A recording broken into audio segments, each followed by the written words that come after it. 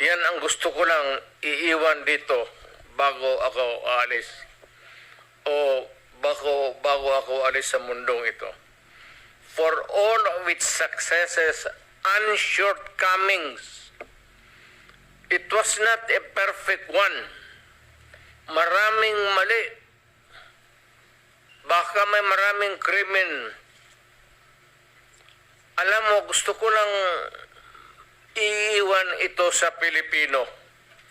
I would never have any other chance maybe in the future. That for all of the successes and mali o ano,